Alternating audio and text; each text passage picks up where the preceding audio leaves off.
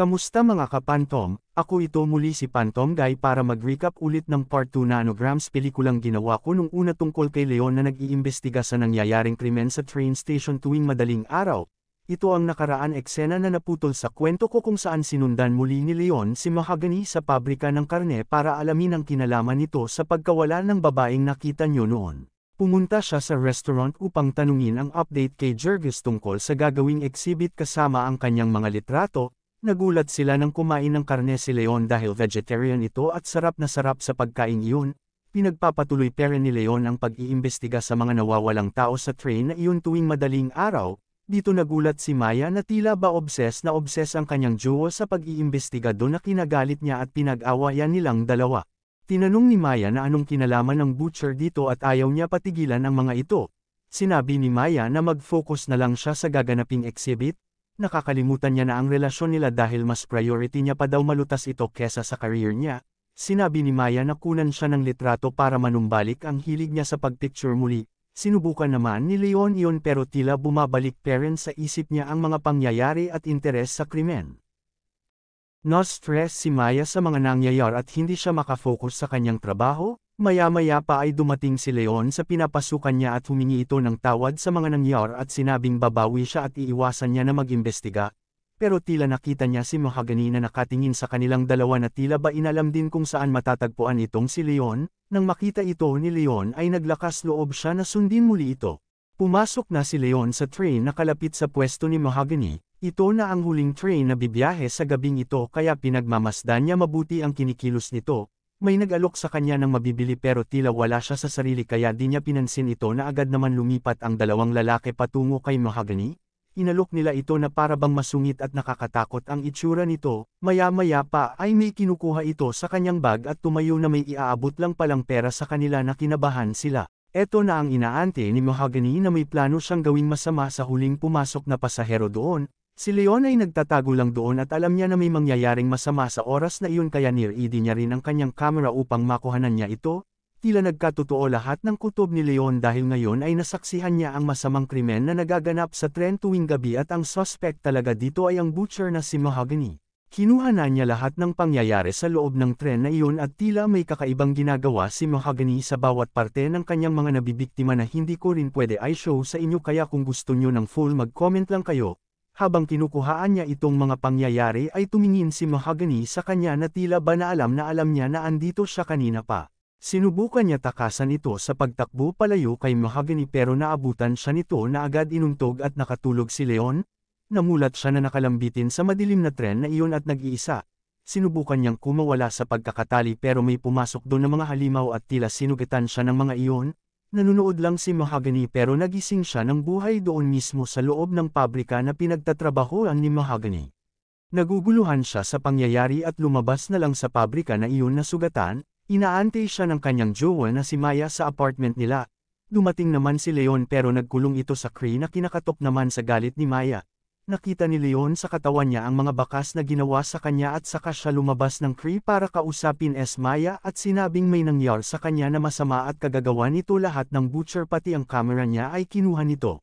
Sinabi niya na totoo lahat ng duda niya at pag-iimbestiga doon. Naniwala naman si Maya sa sinabi ni Leon kaya naisipan nito humingi ng tulong sa kapulisan. Nang kinuha niya na ang phone para tumawag ay pinigilan ito ni Leon dahil kasabwat daw ang mga ito at di sila paniniwalaan. Naisipan ni Maya na magsariling imbestiga sa sinasabi niyang butcher kaya sinama niya ang kaibigan nilang si Jurgis. Sinundan niya ito sa tinutuluyan niyang hotel at pinasok ang kwarto pagkaalis nito. Pinabantay niya si Jurgis sa pinto para hanapin ang nawawalang camera ni Leon at humanap din ng ebidensya doon. May mga bagay silang natuklasan na gamit na tila pang tumbler ng mga parte ng tao doon at natuklasan ni Maya ang isang cabinet na muna ng kakaibang balat sa maraming bote. Hindi nila alam na bumalik si Mahogany sa kanyang tinutuluyan. Mga skin disease ni Mahogany ang nakatago doon samantala si Mahogany ay nagtago upang dakipin ang pumasok na tao sa tinutuluyan niya. Hindi alam ng kasama niyang si Jurgis na nasa loob na ito at nakaramdam si Jurgis na nasa likod niya na ito kaya tila hahampasin siya dito na hindi alam ni Maya. Si Maya ay naghahalongkat pero doon nang matuklasan niya ang mga time schedule ng mga train sa station na iyon at na-realize niya na totoo lahat ng sinasabi ni Leon. Parang may narinig si Maya doon kaya binalikan niya si Jurgis, Nawala siya dito pero kutob niya na anden na si Mahogany upang paslangin sila sa loob ng yun kaya iniwan niya si Jurgis at tumungo sa kapulisan para magsumbong doon. Sinabi ng pulis na ito na baka kung saan lang pumunta ang kaibigan niya at magpapadala na lang sila ng kapulisan para mag-imbestiga doon. Totoo nga ang sinabi ni Leon sa kanya na walang pakialam ang kapulisan dito dahil hindi parang may pinagtatakpan ng mga ito sa nangyayari kaya inalisan agad nito ni Maya. Habang si Leon naman ay nasa exhibit kasama ang boss niyang si Susan upang makita rin ang kanyang mga litrato, meron mga kliyente na gustong kunin siya sa pagiging photographer pero tila wala ito sa sarili dahil parang ang utak niya ay anden parent sa butcher na iyon. Parang wala na siya pakialam sa career niya bilang photographer kahit sinabi ni Susan na ito na ang huling pagkakataon niya. Si Maya naman ay bumalik sa pinagtatrabahuan niya para hanapin ang baril na nakatabi doon. Lumabas siya dito upang tawagan si Leon pero naabutan siya dito ng pulis na kausap niya at pinipigilan ito gawin ang pag-iimbestiga sa butcher na iyon pero hindi nagpasindak si Maya dito.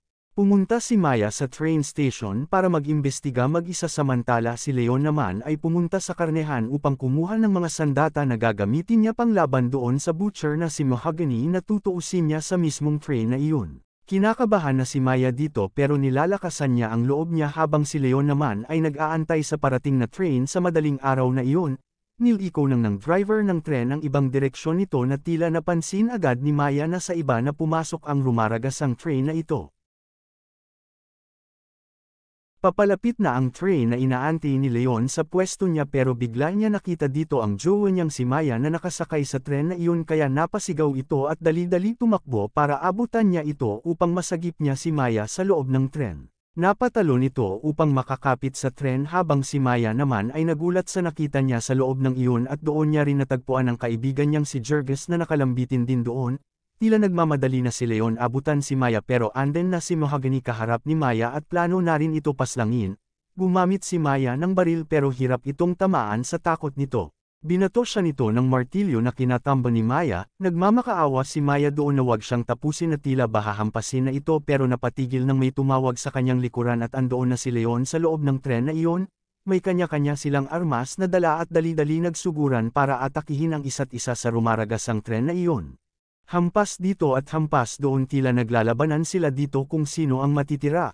Malakas itong si Butcher na sanay na pumaslang pero lumalaban parent si Leon para sa kaligtasan nilang dalawa ni Maya at matapos na ang krimen na nangyayari lagi sa tren na ito gabi-gabi. Kahit lamang si Mahogany dito ay pinilit ni Leon itulak ito palabas ng rumaragasang tren para maihulog niya ito sa ganitong paraan masawi ito. Nagtagumpay si Leon sa paglaglag dito at binalikan niya si Maya para yakapin ito sa pagkaligtas nila na tila bananalo sila at nagwakas na ang paghihirap nila sa train na ito. Maya-maya pa ay huminto ang train sa napakadilim at kakaibang lugar. Nagtataka sila sa lugar na ito at maya-maya ay lumabas ang driver ng train at sinabing umalis sa loob dito at merong kakain sa mga karneng ito. Nagulat sila sa mga nakita nila dahil kakaibang nilalang ito na para bang mga halimaw na pumasok sa tren na iyon upang kuhain ang mga taong nabiktima ni Mahogany. Kitikot yung part na ito na di mo talaga ine-expect na ganito pala ang nagaganap. Buhay parent si Mahogany dito kaya agad inialis ni Leon si Maya at pinagpatuloy nila ang labanan nila gamit ang mga buto-buti dito panghampas sa isa't isa. Napakalakas parent ni Mahogany kahit sugatan na ito at doon lumabas din ang marka ni Leon na kagagawan doon. Sa tindi ng labanan nila ay tila nakagawa ng paraan si Leon na atakihin ito sa kahinaan niya at doon siya kumuha ng tiyempo para tapusin na ito sa paggamit ng matigas na buto patungo sa katapusan ni Mahogany habang nakaluhod ito. Lumabas ang train driver na ito at tila kasabwat ito ni Mahogany at binuhat si Leon upang dukutin ang isang bagay sa bibig nito na makakapagtanggal ng salita niya. Hinagis siya nito at tila may balak itong tapusin na isa pang tao at yun ang babaeng si Maya. Wala nang lakas si Leon iligtas ito at sinabi ng driver na kailangan niya aminta ng buhay at pagkain ng mga nilalang dito dahil andito na ito noon pa bago magkaroon ng train sa loob na ito. Nakita mismo ni Leon kung paano tinapos ng lalaking ito ang mahal niyang si Maya na sobrang nakakaawa at wala siyang magawa dito. Inalok siya ng train driver na ito at sinabing magugustuhan niya ito. Matapos iyon ay meron nagsusuot muli ng singsing at formal na kasuotan kung saan andin din ang pulis upang may ibigay sa kanya na train schedule. Hanggang dito na lang po, maraming salamat sa panunood. Phantom Guy here, I'm out.